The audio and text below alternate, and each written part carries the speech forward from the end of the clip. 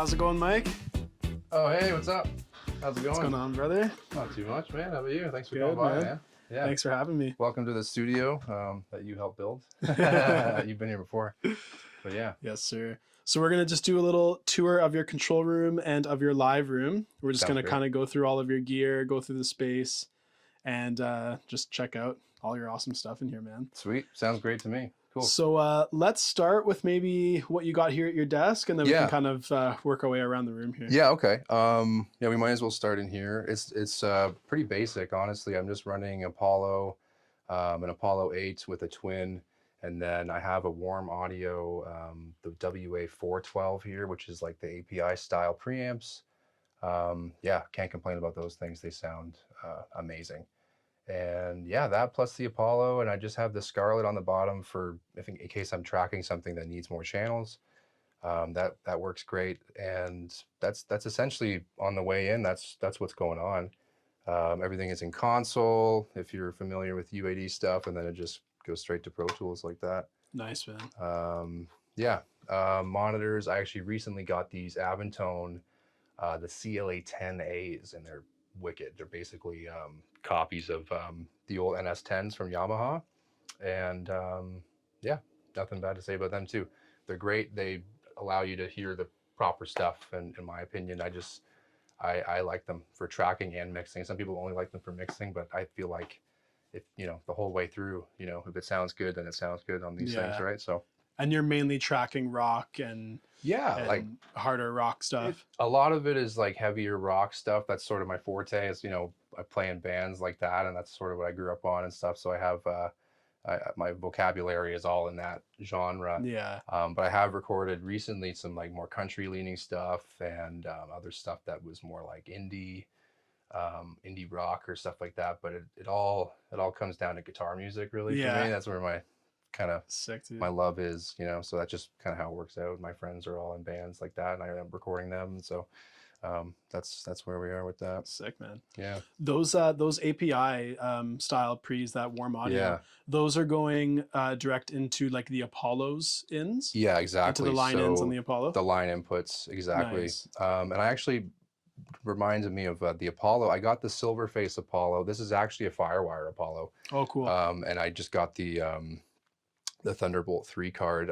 which, by the way, this is something I went through for this. If anybody is wondering, so they don't have to go through the stress that I did, the Thunderbolt 3 card definitely does work with the old Firewire Apollos. Okay. So that's something that I could not find specifically online on the website, on UAD's site. I was emailing support, and they were very careful with their language. And they didn't really want to say it would work, but didn't really say it wouldn't work. So I took a chance, and it works perfectly fine. Awesome, so you'll be fine. Because it says specifically like a certain generation. I forget exactly, but if you've come across it, then you're kind of like, it's not really clear. So you want to be clear when you're doing that kind of thing. But awesome. It wouldn't have hurt anything. I decided it was just worth a shot. So, but cool. because this is Thunderbolt 2, I think. It's not a Twin X. I'm not sure when they switched to the 3. So it's like I've got an adapter for this too, and it all works seamlessly. I haven't had an issue. So if you're wondering about that kind of thing, nice. I couldn't find a specific thing online about that. But yeah, that's how I'm running it. And it also the Apollo Firewire, I noticed when I was doing my research on which one I wanted to get. Not only are those a little bit cheaper, obviously, because they're Firewire, they have 8 line-ins rather than 4. Because like a lot of the Apollo 8s and the blackface ones or whatever, those ones they only have 4 line-ins. Yeah, when I had my Apollo X6, it only had 4 ends. Yeah, exactly. And I just noticed that one time, and it seemed only the Firewire ones that they were really, because I think they still make a Firewire model UAD, but they for some reason that line had 8 line-ins for some. I don't know why. Yeah, that one only did. You can't use 12 at once. It's still an 8 interface. So you could in the console routing or whatever, you can route it so that, like, if I had 2 of the 412s, for example, I could use all 8 and bypass the 4 unisons. Yeah. So that's an option too. That's awesome. So I guess you're still getting, you still have your 2 ins on the twin, your 2 unisons on the twin. Exactly. So yeah, 4 unisons on the 8. so yeah, 6 and then, of those. And then your 4 from the API. And then if you have Exactly. any other pre's kicking around. So basically like 10 really good preamps, and then, you know, I use the Scarlett for, like we were talking earlier, like toms or something, or like a ride mic if I'm doing drums. That's really the only, I thought about it as the only situation really where you would need more than the 10 preamps, right? So I use those, and I end up just routing it through the virtual API or whatever preamp anyway. So it's like, it's just that, though the Scarletts are so clean, like they're just you know, they're one of the cleanest like digital preamps you could probably get for that price point. So I was just like, you know, screw it, then add the color with the API stuff or whatever, you know, do that way. That's awesome. And it works great, especially for secondary mics, far rooms or something. You don't, as long as it's not your snare or something, you know what I mean? You don't want it to be like the main thing. But yeah, it works really good. Very cool. Really, really good. What's this this fader, the fader port? Fader port. Eventually, yeah, I'll probably get maybe the 4 or 8 or whatever, but this guy actually works great for me. I haven't had a reason to upgrade. I got it, I think I actually got it used, these 2 guys at the same time from somebody. I feel like that's what happened. But it just, I like doing a lot of automation with a fader. I prefer you can draw it, you know, but it's like there's something like unconvincing about it sometimes. Yeah. It sounds like a straight line, you know what I mean? No, It's for too, sure. It's too like robotic or something. So like sometimes I'll just like close my eyes and like, you know, sometimes you'll automate overheads or something, or anything that comes to mind with automation, and you might want to have maybe the chorus bumps up or something. I don't know.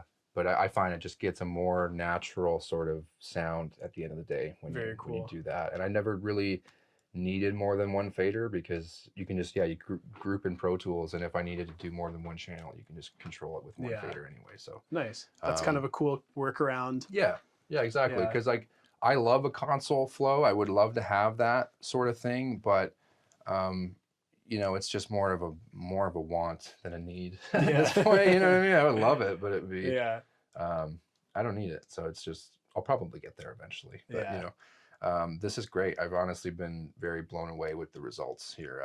The studio's pretty new. It's only been really running for under 6 months, and just it's been awesome. Really good results. Dude. I'm so glad to hear that, man. Yeah, man. Yeah, absolutely. Sick. Is there anything else on the desk here before we get into some of the other control room gear? Or? I just have some, like, you know, fun keyboard, like just some crap littered around that I use just for like this. I'll use this for videos and stuff. You can connect it to your phone. You know, I got a new pickup here I got for my bass. Nice. You know, stuff like that. Shout out to McCormick Analog here, who made me this cloud lifter box. Calvin is really, really good. He's now the lead tech at High Watt. So I played with his band years ago. He used to live in Ottawa. So I've known him for a long time, but he's made me a few things. Very cool. Check him out for sure. Yeah, sick. I just use this Akai thing sometimes. If, you know, we have an idea or you're writing, it's really nice. I do drums on it. It's really easy to just, you know, have an idea, poke around on the drums, and it's like a little bit more intuitive that way. For sure. But other than that, that's pretty much my setup. It's pretty simple. It's more about the room is treated properly, and like, you know, you just have a good set of preamps and stuff, and a good set of monitors, and you can trust what you're hearing, and then that's pretty much it. Last thing I will mention actually is this Sans amp. This thing right here, the Geddy Lee Sans amp that we have. Cool. Liam and I, Liam, the bass player in Jailbirds, we kind of got obsessed with Sans amps for a bit there, and we have like, he's got the, what is it, the VT version, which is like, I guess, the SVT sort of classic, you know, voicing or whatever. He's got the pedal version of that, and then I picked this up because it has 2 preamps in it, so that's pretty cool. And obviously Geddy Lee's like, you know, he's the man, the best bass tone ever. So you use that to like DI your bass kind of thing? Okay. Most of it's that, and then this thing driving an amp is really great, or just direct into the warm audio stuff. Usually I just take the unaffected out plus those, and it's like, if you're not familiar with the Geddy one, it's got the drive side just like a normal Sans amp, and then it also has this deep side, which is all just like this like low end stuff, and then it's just two knobs, obviously, level and saturation, so you can just like kind of gain it up and make it sound really like, kind of exploding, or just like gives you like sort of a clean low end, and then maybe you could really gain up your drive side. It gives you a lot of options, which is why I like it. That's cool, man. So we use that a lot on bass. And, yeah, as soon as I saw this, and I saw like the little Getty Lee yeah, picture there, it's just so cool. It's called it's called the GED 2112 too, which is pretty sick. I think he used these live like only for a while. Like he didn't use amps. It was just the DI stuff. Very cool. So yeah, that's pretty much it in here. Yeah, let's take a look over in the live room. Oh, can we, before we go to the live room, can we check out the pedal board? Yeah, here? yeah. Oh yeah. This is a whole board of goodies here. I use this all the time. Yeah, no, it's my board for Jailbirds. It's my live pedal board, and I use it for recording because it just it helps. Well, the main thing is like obviously the tuner we use a lot for recording, of course, and then the way that I have it set up happens to be nice for recording too because of the buffer in there, and then this Gig Rig Quartermaster has all the effects looped into it. And so if you don't have any effects selected, right, then it's not in your chain at all, which is nice. Cool. Doesn't get in the way of your sound. So basically, just if you plugged your guitar into that tuner, it goes straight to the Gig Rig, and then you can choose like your octave or wah or whatever it is, all these things, and then it just comes out straight to the amp. Nice. These two I usually run in my effects loop, so they're not in the looper, but I don't really use them for recording a whole lot anyway. Delay is usually in the box for me, so yeah, I wouldn't really put that in front unless we were just using the EP boost or something, or maybe sometimes I've used the smart gate if it was like really noisy, of course. But if you've never tried a smart gate in the loop, that's the way to do it, by the way. Cool. It's the best way to do it. Any like kind of standouts on this board, like any favorites or any? The Tribute, this green pedal, it's called a Classy Lady, I think he calls it. It's basically a Tube Screamer clone, but it's got a bass boost switch, which is really clutch for a Tube Screamer because it gets rid of all your low end. And then I think this other one is sort of like it's like a different diode clip or something. It's sort of like a more aggressive version, which I always have on as well. Cool. And it just sounds really great. Yeah. Nice, man. That's sick. Yeah, I use it on a lot of leads, like especially for leads. It's pretty perfect. But yeah, cool. Awesome, man. Yeah, let's get into the let's go into the live room. So yeah, this is the live room. This is it's all in my basement. I don't know if I mentioned that, but this is it here. It's the cabin, as we call it, sort of. It's got a really chill vibe. That's what we went for, is something that feels really comfortable, and that's the main thing for studios, is vibe. You're capturing a vibe. So we turned it into something that's pretty cozy and something that you can probably want to light a campfire to. Please don't. That would be bad. But yeah, that's nice, that's the space right here. We've got all the amps ever. And slowly, acquiring all the mics necessary for drums and things, and it's always changing. I'm always upgrading and thinking of the next thing to get. It's the never-ending quest, Cool. So why don't we start with these mics in the center, because we're really talking about drums and everything specifically. So I'll start on this side. I guess I just got this, actually, a Rode NT4. It's a pretty standard mic. I just got it because it's a stereo XY all the time, and you can kind of just point it wherever you want, and you've got that perfect phase. Yeah. I use it for drums mainly. It's great on acoustic guitar too if you wanted a stereo acoustic. But yeah, I love it, actually. I've only used it a couple times. I got it maybe a month ago, but it works great for drums, especially because I was just noticing, you want to move your room mics a bunch, maybe to get the right spot, and it's just such a challenge to have to move two stands. You got the perfect spot, and then you got to move it all again. It takes so much time. So I saw this thing and I was like, oh well, that would save me a whole bunch of time. So I got that, because then if I don't like where this is pointed, I can just point it somewhere else. It's just easy. What I mean? It's so easy. Very cool. So that's usually for rooms. These I just had I just had this guitar clip, so I figured I would just do it just because it's easy to hold both these mics. So this is an old Unidyne 3 SM57. I use this for snare a lot, obviously guitar cabs. It's good for all that kind of stuff. It's just an SM57 that sounds a little bit better. That's all. Very cool. You can pretty much, I think mainly it has like, to me, it has like a little bit more low end. Like it's a little bit more defined and there it's like present a bit more, you know, and there's a little bit less harshness. I think it's around like 3K or something. Like I've seen people online, they compare the charts or whatever. So like you probably could just EQ it, you know what I mean? A real one or a normal SM57. But screw that. This is already exactly. EQ'd. You know? That's cool. It's all about convenience for me. And like, Yeah. if that's one less thing I have to do and I just have to point this at something, and it's like, that's what I'm about. It's always cool to keep like old gear alive too. Exactly. Right? So, Exactly. Yeah. No, this thing is, awesome. I actually have some newer SM57s that look worse than this one, but, because they can just go through a war and still work. It's pretty amazing, but this one I think is early 80s or something. So very cool. Sounds very nice. And then we got the Royer here. Yeah. So that's an R121. This clip I'll mention too is actually made by Royer, and it's specific, you know, it's all phase aligned and everything for guitar miking and everything. It's cool. It's pretty so like this is how you set it up when you're miking a cab. This is I got this clip specifically for guitar cabs. Cool. I just held this here. I wouldn't do this for drums. This would go on the snare. But yeah, I'm going to use this Royer for a mono room on the drums. And then, yeah, for guitar cabs, this is the exact, I mean, this is a pretty standard setup for everybody. Then, you know, 57 and a Royer is like the holy grail mic setup for guitar cabs.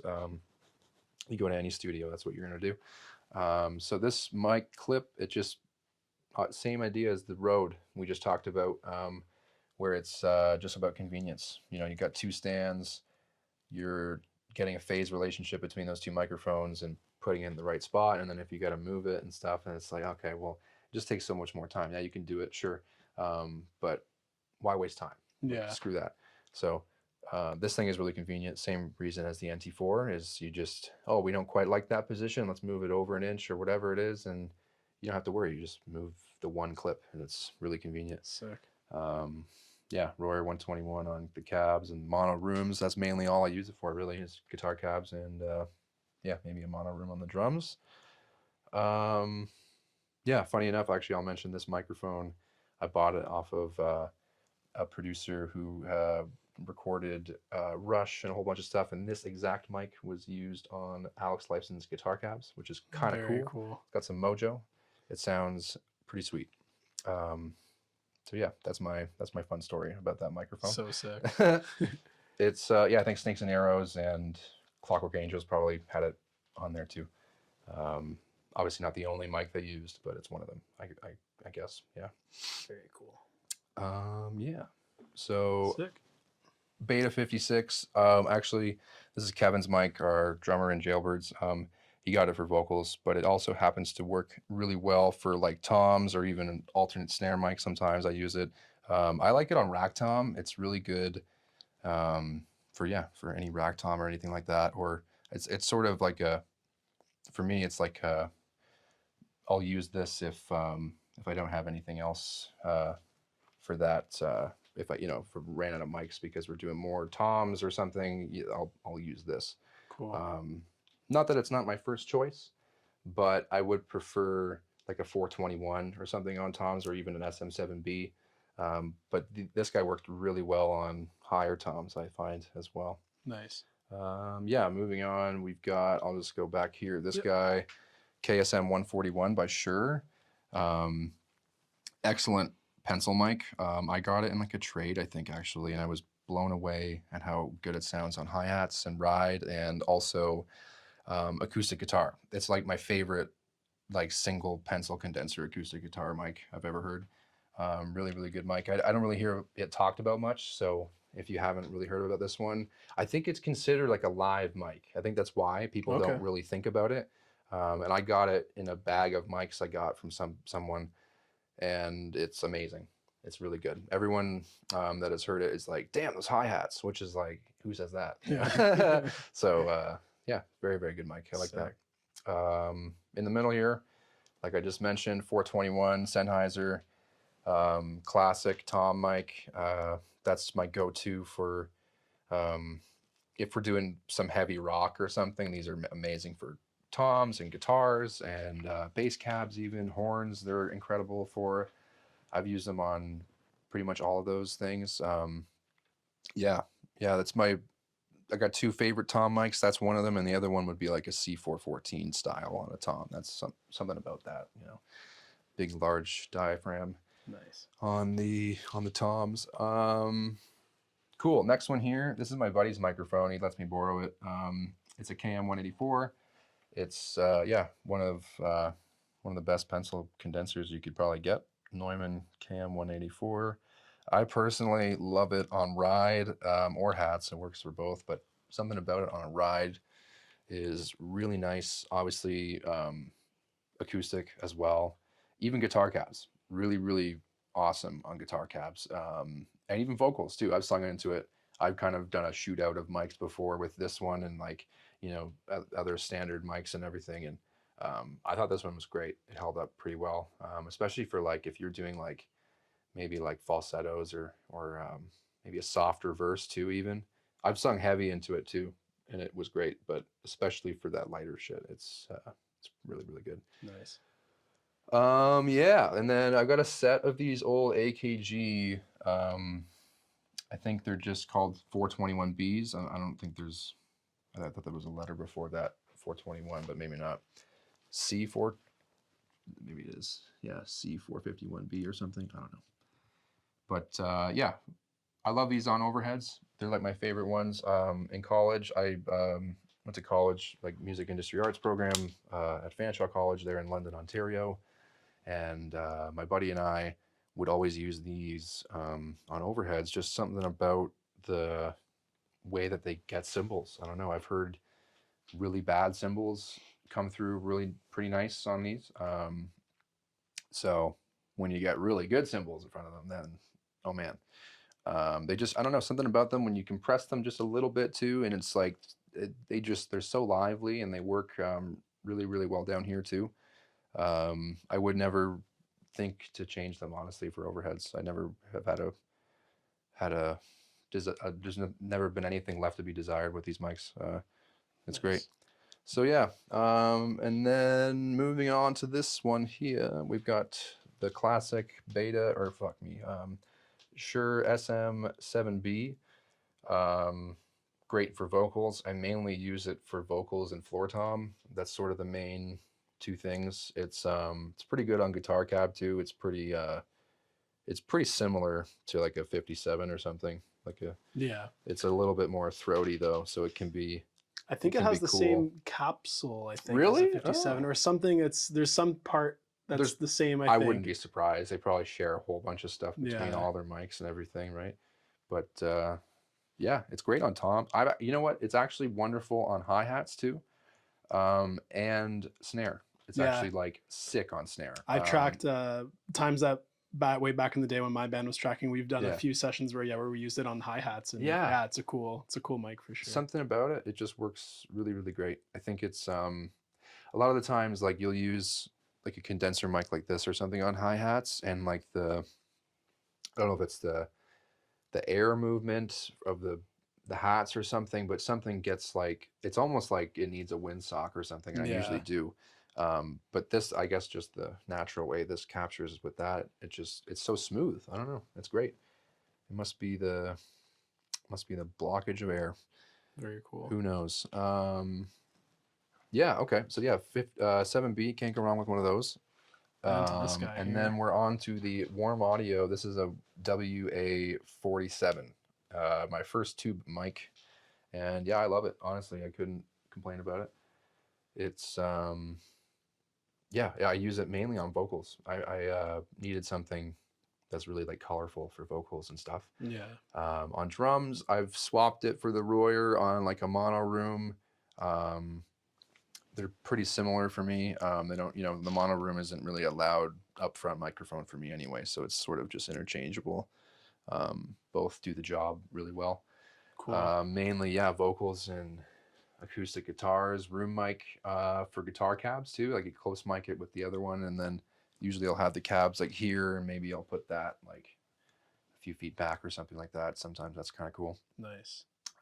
Mostly close mics though for guitars, honestly. Like, I've tried, like, I know like some of my favorite tones are like that, like AC/DC uses a room mic and all that stuff, but I don't know, I've never loved it. It's just sort of better if it, you know, you pump a guitar through a plate or something like that, reverb, or, you know, that's, for me at least, that's what I like. Yeah. I've never really loved a natural room mic on guitar cabs. But that's just me.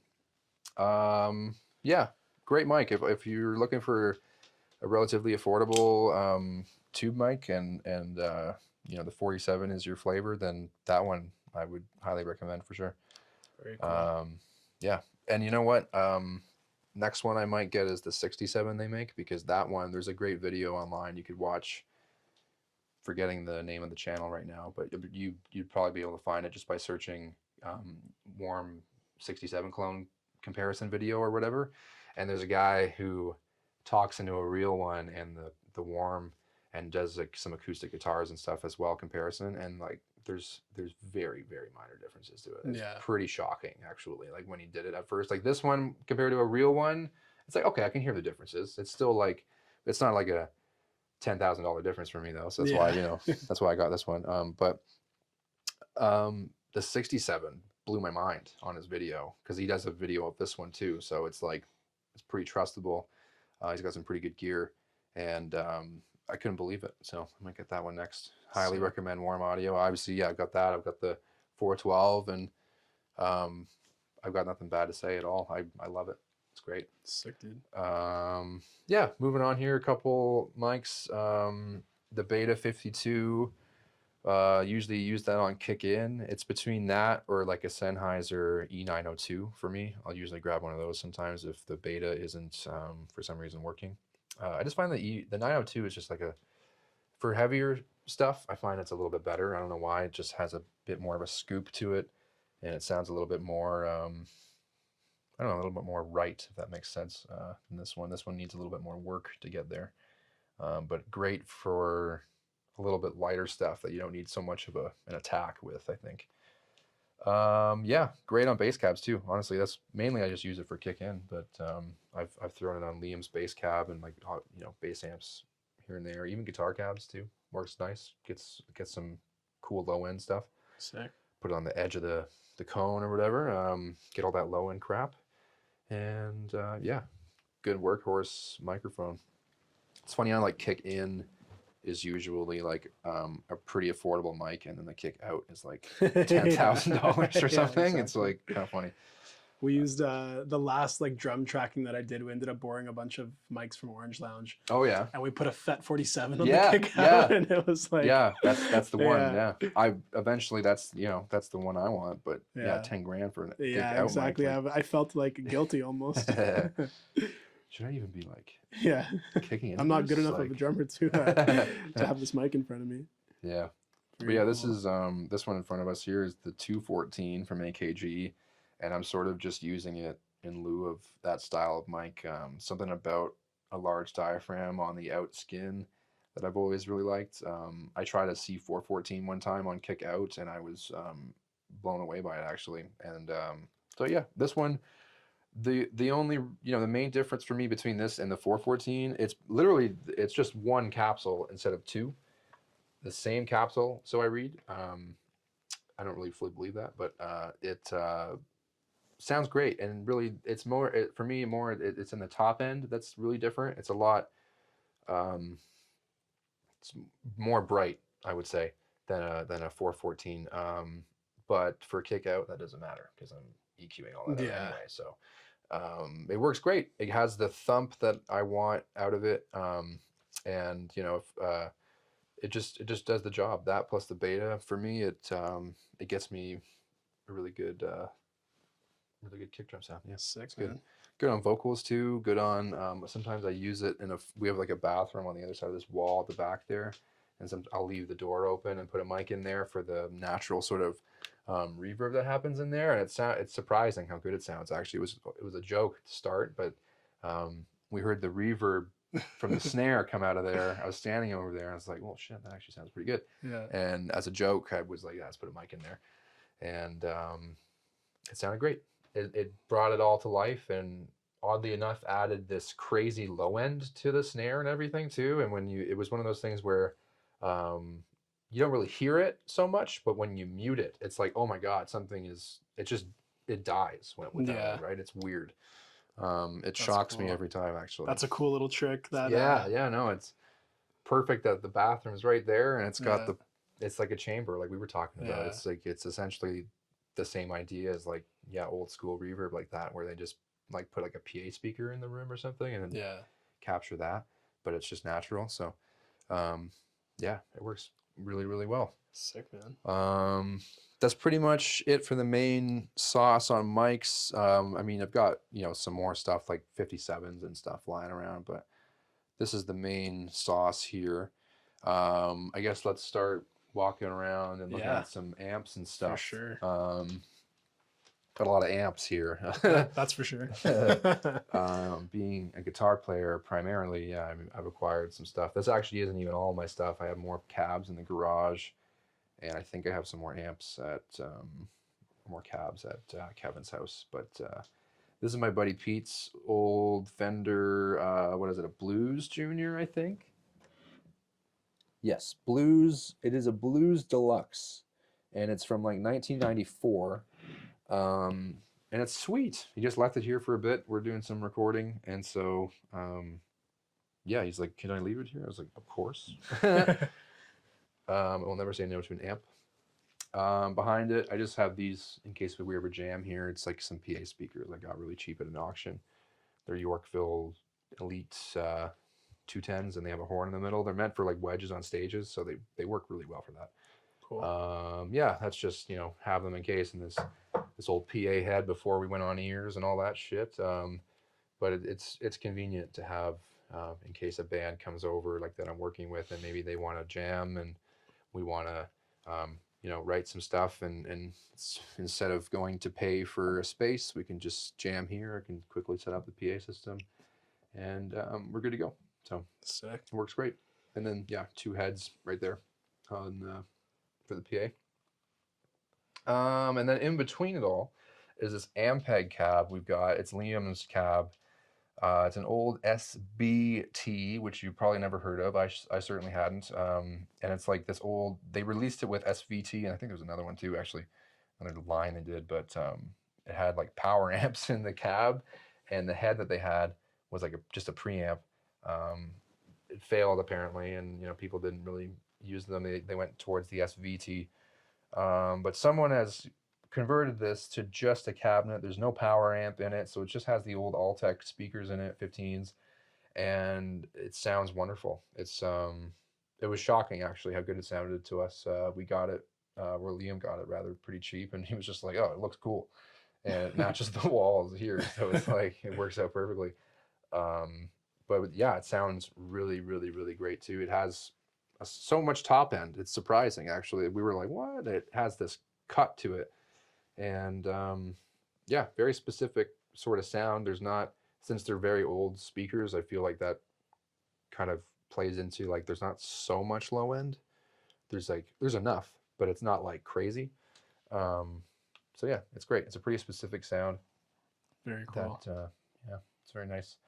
And then on the same boat as the bass cabs, we got this other bass cab here. This is Liam's cab that we in Jailbirds have played most of our shows with this thing.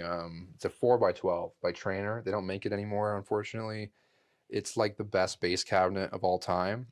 I actually have two of these, and because they don't make them anymore, so you gotta pick them up. You gotta stock up. You see one, you gotta act fast. So they sound great. They got neodymium speakers in it, so it looks really heavy, but it's not that bad actually. It's lighter than most 410s actually.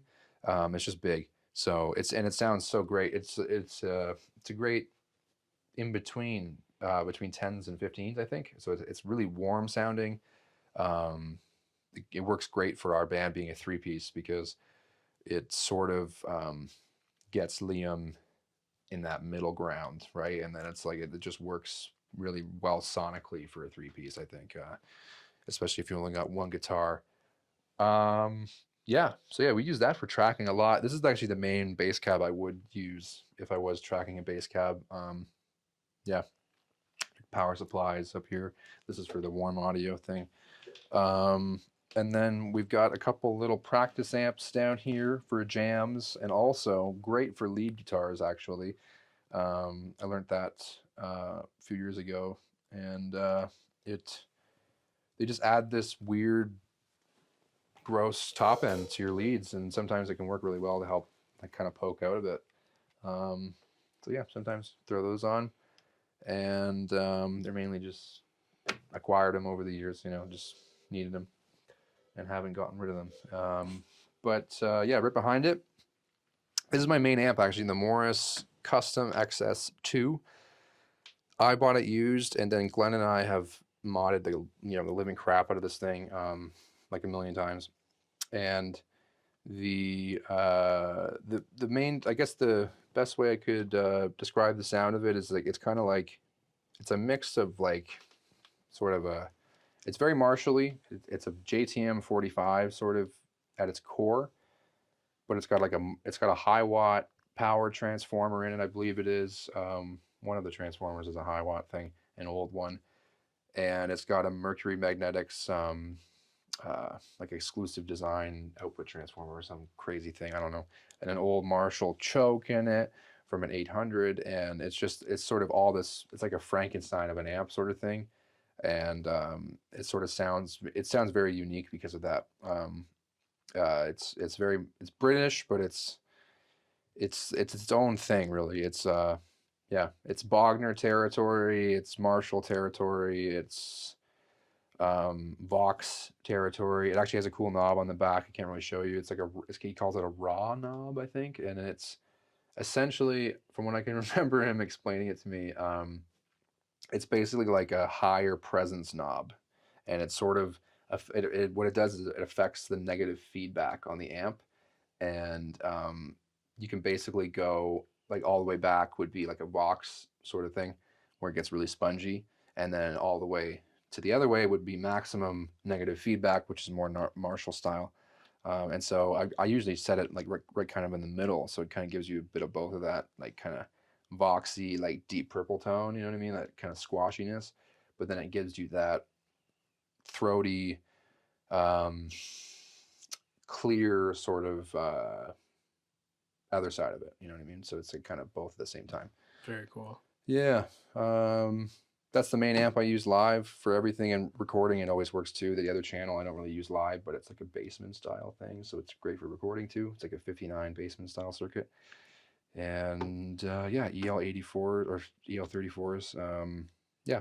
Sick. Cab here is it's a Mesa cab, traditional 412. It's got, currently it has the 3 V30s it came with, and then in the bottom, I think it's the bottom left, I've got a red back in there because I took one of the V30s out and put it in my other cab so I could use it live. If you don't know, the Mesa V30s are actually specifically made from Celestia, and they make them like specifically voiced for Mesa and Marshall. They do. So there's technically 3 types. There's the ones you can get off the shelf and that go in most other amps, and then there's Marshall ones, and then there's Mesa ones. And I prefer the Mesa ones. I think they sound the best.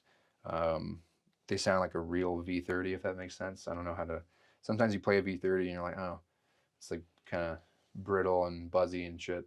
But these ones are so warm, and they're complex in their overtones like you would expect, and they're great. So that plus the red back in this cab makes it really good too, because then you can, yeah, just one cab. I like having 2 different speakers in a cab like this when we use it for recording, because then I can just have the one amp and then have the 2 different speakers. Especially the red back it's so dark, so having that beside the V30 is sometimes very nice. Good merriment. Yeah, moving on. Fucking hi-hats over here. So this cab, I'll start with the cab. It's a Fender, I think it's like a 71 or something. It's a 215 cab, and it's cool. Got only 1 speaker in it on the top, and it's the original one. And that's pretty much it. I use it with my Bassman sometimes. I don't use it that often. It just kind of looks cool, honestly. I need to get another speaker for it, but it works fine. I think it's just 8 ohms with the one speaker, so it's fine. But I want to kind of find another speaker to go along with it eventually. But yeah, I just like having options, and this speaker is not like anything I have otherwise, so that's why I keep it around. In case you can't get something with the V30s or maybe the other bass cabs. This is a bass or guitar cab, really. So it works either way. Yeah, and then on top of it, we've got an old Trainer. This is a Trainer Mark II. I think it's from 72. Now that I'm saying it, a lot of gear down here is from like 1972 specifically. Like that SVT, this Fender, this amp, actually this drum kit is a 72, which is hilarious. Anything else? These speakers in this cab over here actually are, I don't know exactly, but maybe around 72. They're the pre-Rolla Celestion greenbacks in there. So that's weird. I just noticed that right now that I've got an obsession with 1972. Anyway, this amp, it's a modded amp. It's been modded by Glenn Morris. I don't even know if he wants me to tell you that, but he doesn't like modding amps all the time. He just does his own thing, but he's really nice to me, so he modded this for me. And it's basically like he explained it to me, it's like a high voltage Marshall bass, what's it called? Not super bass lead or whatever they call it, lead bass or whatever.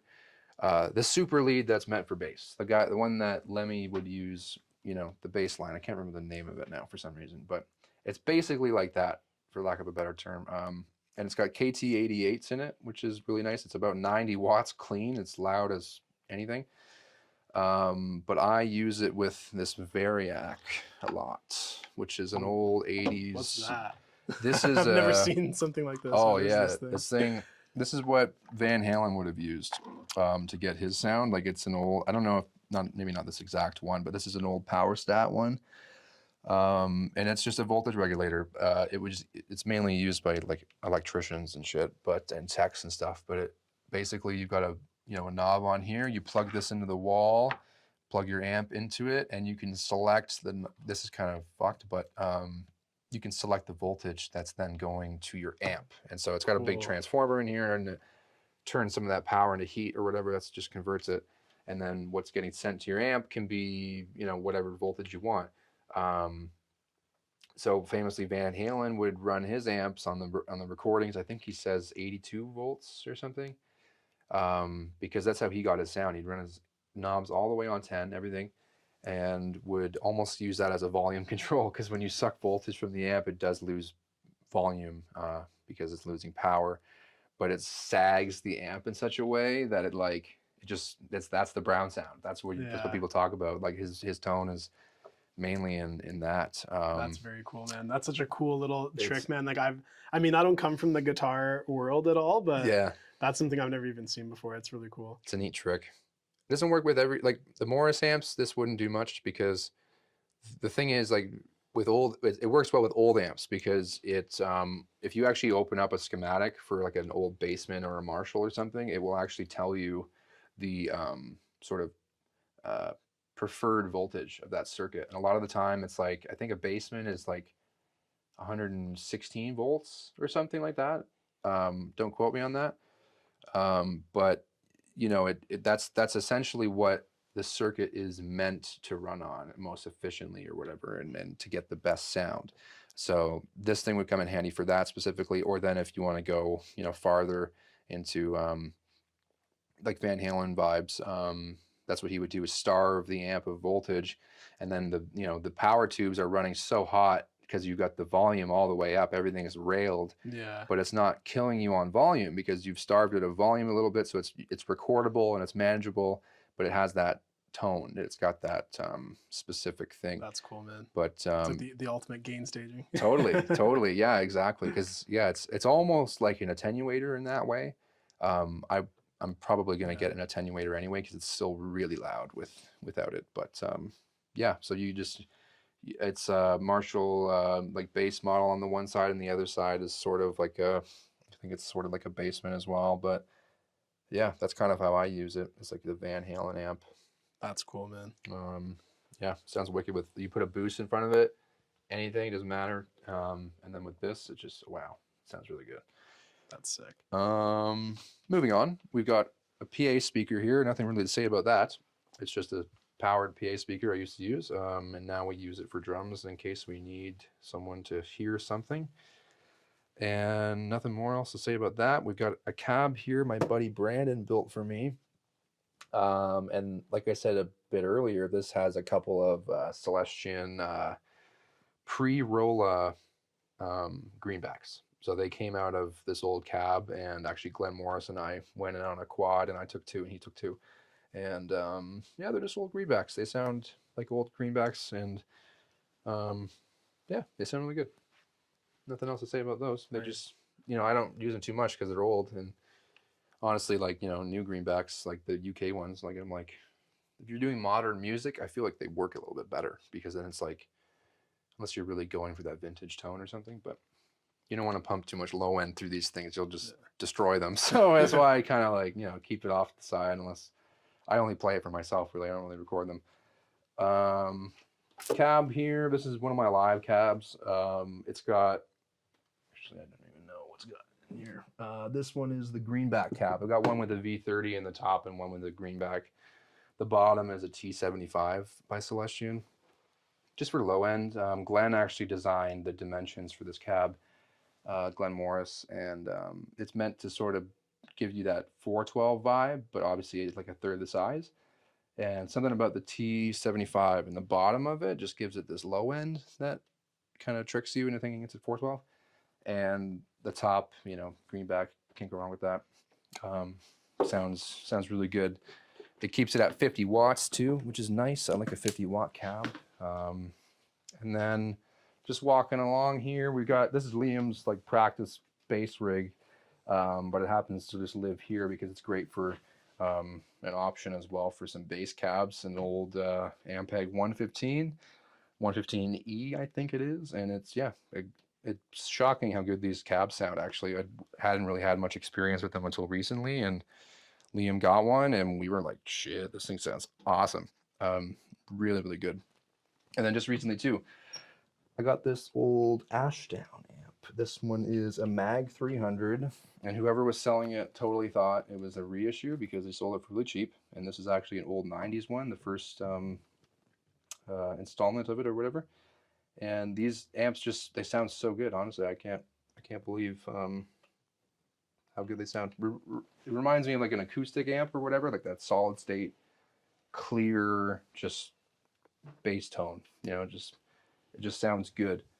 So that's just sort of there for practice. It's not like anything amazing you record or something. But moving on here past the fireplace of rock, we've got the Bassman. This is a 65 Bassman that I acquired from someone. It wasn't working at the time, but the story is his dad or something was playing in this church, and it was owned by the church. There's actually like the contact information and stuff from the church on the inside of the chassis and stuff, in case it got stolen, I guess. And there's even like a police sticker on it, so in case, I guess they had registered it or something at the time. But they bought it brand new in 1965 for the church, and it's just lived there ever since. And then I guess maybe his father gave it to him or something, and he didn't know what to do with it, so he sold it to me. And then I got a really good deal on it, and it's like the best amp ever. It's like, holy shit. Completely stock, other than a few caps in the tubes, I think. Caps needed to be replaced. The old ones were dead. I still have them, but other than that, it's not modded at all. It's completely like the guy who owned it never modded it once, never did anything weird to it. It's pretty much all original. So it just sounds absolutely wonderful. We've got my jet slide on here. I don't know if you've ever seen one of these before, but just to talk about it because it's here. It's called a jet slide. And I learned about these things from Scott Holiday from Rival Sons. He uses these, and it's great because it's literally just a slide on a ring. And so the beauty of it is you can play all your chords, and then, oh, look, I can slide, and then I can go back, and it's like, it's not limiting in that way. That's cool. Yeah, I've never seen one of those. It's brilliant. I don't know why more people don't use this, or I had never heard of it apparently he's been around for over 10 years too. And I'm like, what? How do more people not know about that? Because it's like, it's brilliant. Yeah, like that's why I stayed away from slide for a bit there, just because I was like annoyed at how annoying it was to do until this thing. Yeah. Yeah, cabinet. This is the TV. I think they call it the TV Marshall 412 greenbacks in it. It's like a couple inches higher or taller than the normal one, I think is what it was. And so it's just, you know, it sounds pretty good. I would say it has a bit more low end and less honk than a normal Marshall 412 with that extra little bit of height. Something about that just kind of smooths it out a bit for me. Yeah, I love it. It's a good cab. And yeah, nothing else to say about that. Greenbacks, it's pretty standard stuff. And then last guy here, this is a cab I would use live as well. Morris cab, obviously. This is the one I was talking about with the V30 in it from the Mesa on the other side of the room, and that other red back, to the red backs on the left and V30 on the right. And this thing just, it's like a blues breaker style cab, so it's like it's a bigger box, and it's just a 212, but it sounds massive. It's got so much low end, actually. It's crazy, and it's super heavy, and it's yeah, Dallas Green actually plays this exact cabinet as well from Alexis-on-Fire, and obviously City and Color. But yeah, Dallas uses this exact cab, which is kind of neat.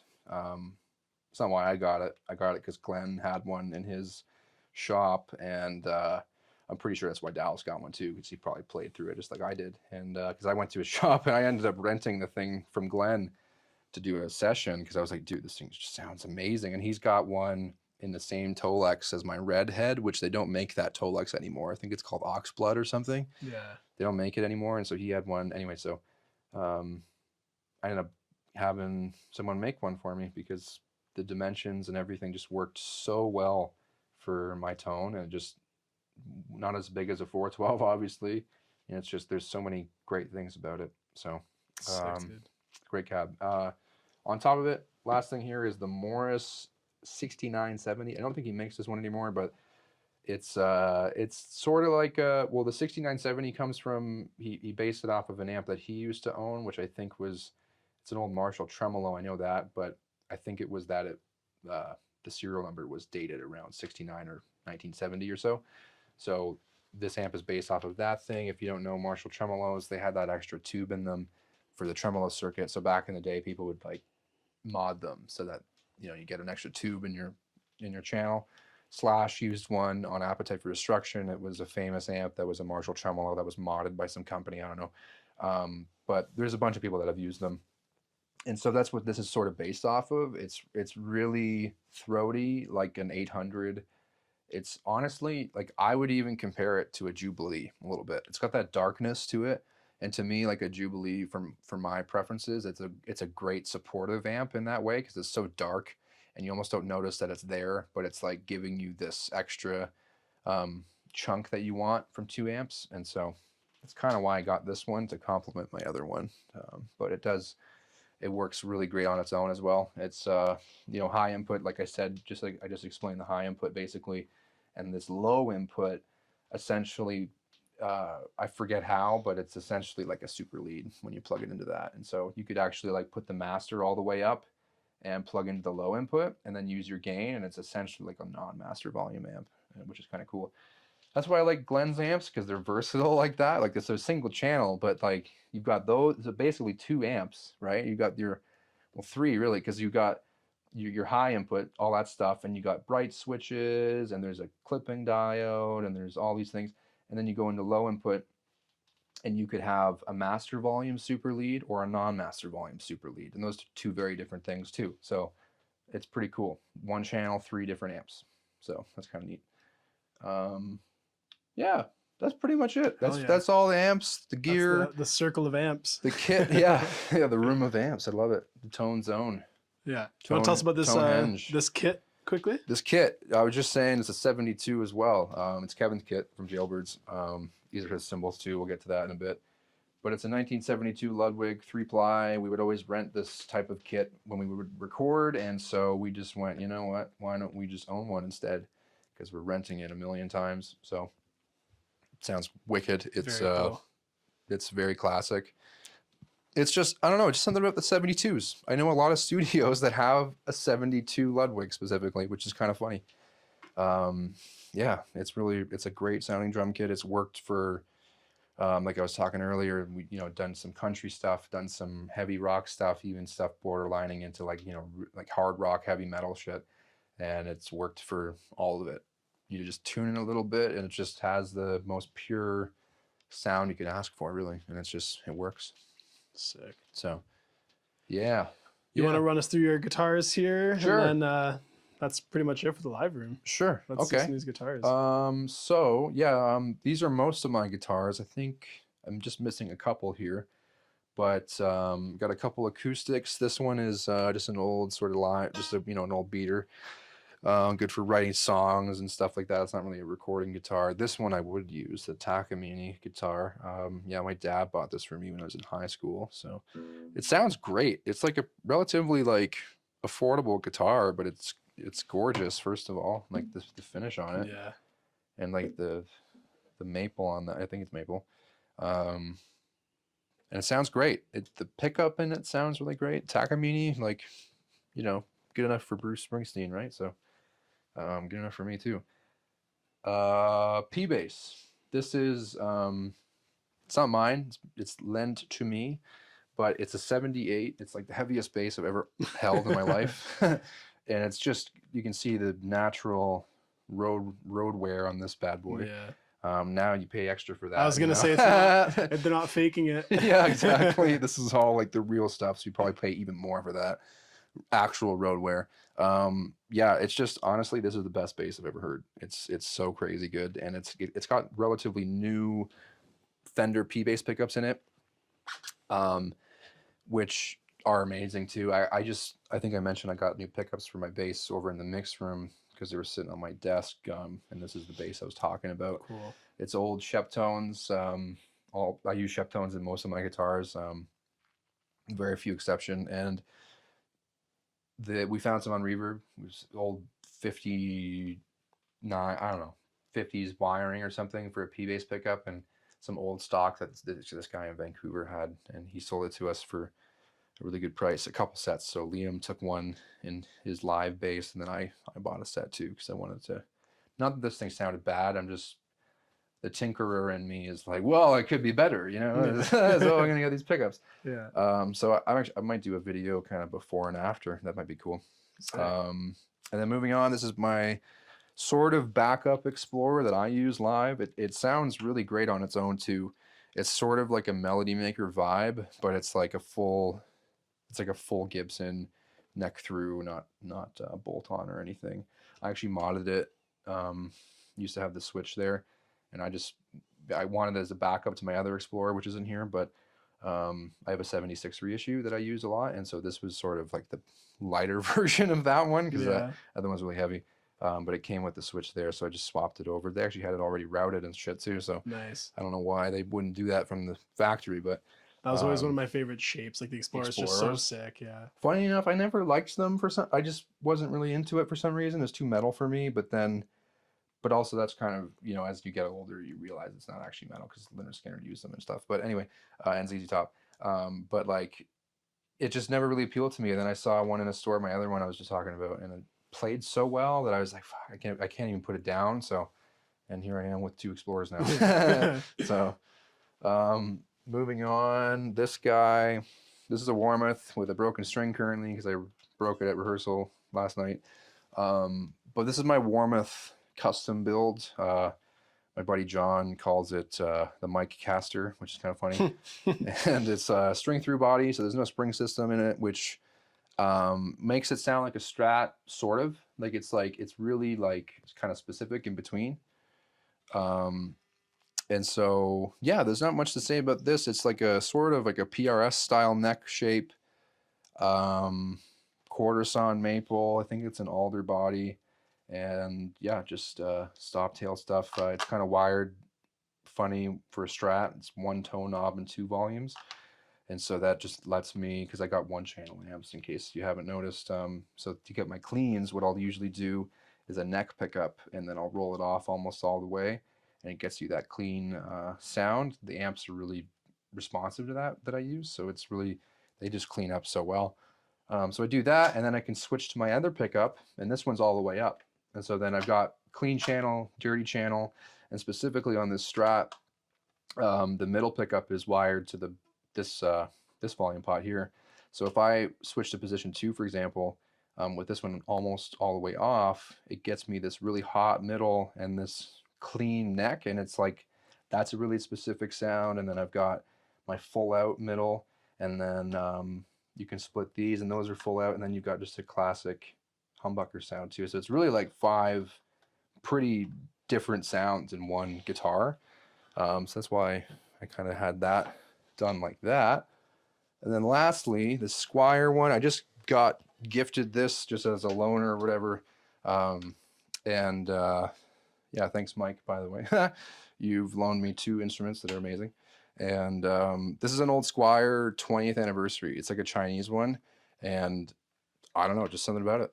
Sounds amazing, plays amazing. Like, you can sort of, I don't know if you can see that in the video, but you know when you can look at a piece of wood and you're just like, yeah, that's a piece of wood. You know what I mean? Like, it just has that grain to it. Yeah. That I'm not sure I've ever seen another Chinese guitar it was just like the right piece of wood, the perfect neck. Yeah. Perfect conditions, apparently. I read somewhere that, because you know, usually you hear, you know, like a guitar made in China or something like that, you're thinking, okay, well, yeah, it's going to be cost effective and it's going to be maybe cheaper woods or whatever. But something, I don't know, that one just feels so good. It's so comparable to my Warmoth, like it's unbelievable. It's like a $200 guitar.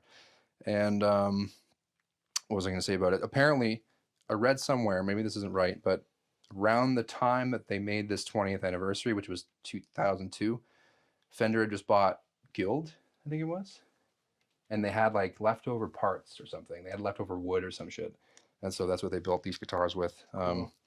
Don't quote me on that, but so instead of the Squier being the off-brand Fender, it's it's literally a Guild. Yeah. I wouldn't be surprised, because it's shocking how well it plays. And then I was literally like, I broke this string, so I was using this one instead, and I hadn't plugged it in yet. And like, I'm plugging it in and I'm going, oh, you know, I'm gonna change the pickups in this eventually, and just talking about what I'm gonna do. And then I plugged it in and heard it, and I was like, oh, I don't need to change the pickups at all. They sound great. What the hell? It was cool. So that's some of my guitars. I got a couple more, like a Gretsch hollow body and my other Explorer, like I said, but that's pretty much the stuff I use. Very cool. Yeah, that's kind of it. That's kind of the studio. Sick. That's all the stuff. Yeah. Awesome, dude. Well, thanks for showing us around. Oh yeah, my pleasure. Thanks for coming down here. Yeah, man, absolutely. Thanks for having us. Yeah. We'll get one last little look here. One pano. The awesomeness. And are you set on the name? Should we drop it in the video or no? Should we keep it as an exclusive? I don't know. Yeah, I think I'm just gonna call it Myke Penny Studios, honestly, just for the simplicity of it. So I'm going back and forth between that and Tonehenge, but yeah. Very cool. Let's get one last shot of the control room here, and then we'll sign off. And for everyone who made it this far in the video, we have the full build of this studio on the channel as well. The full build of the control room and the live room side. All of the acoustics work that we did in here. Yeah. But main point of this video is just to actually get some real world use, what actually goes on in these studios that we create. It's so cool to actually get to see what gets done and all of the music that actually gets to be created in these spots, right? That's the whole reason why we build these places in the first place, right? It is a functional place of art and of music and creation, and really cool that is part of the band scene. And Myke, if you want to just give a quick shout out of like your band and stuff before we sign off. Yeah, absolutely. Yeah, like it all started, I don't think we mentioned, but it all sort of started out of necessity for me. I play in a band called the Jailbirds, and I play in another band called the Wild High as well. And it came out of necessity, you know what I mean? In our scene, like it's really expensive to record. I went to school for it, and I've absorbed a lot of information from producers that I've worked with and studios I've been to. I've always, you know, it's always fascinated me. So just naturally, I was like, "What are you doing?" And just like watching, you know. And so that plus school, and I had great teachers. Very lucky to have great teachers in my experience, and so that's where it kind of came from, necessity. And I sort of had the knowledge base, and then having learned from other people and stuff too, I just sort of started doing it more so for my bands. And then it's, you know, it's turned into recording for other bands too. So now I'm recording with all my friends and everything. Like lately, there's been doing sessions with a band called Revive the Rose. They're a big band in our rock scene here in Ontario, and a band, friends of mine, Ransom Child, and I recorded a band, One in the Chamber, recently. I'm just trying to think. Sorry if I'm forgetting someone. But yeah, it's been great, really cool, and I'm just trying to give people in our scene a product that they like at a price that they also like. You know, because it's expensive to go to studios, man, and it's just, I've been through it, being in so many bands and everything, and you know, it's just trying to help out. You know, that's all it is. Sick, dude. Very cool, man. Well, for everyone who made it this far in the video, we really appreciate you guys watching.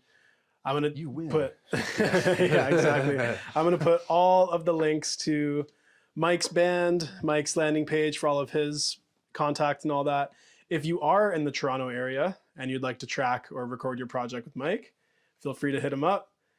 And thank you guys so much for watching. Please like, share, comment, subscribe, all of that great stuff. We'll sign them off. Peace out. Thanks for coming. Thanks for watching.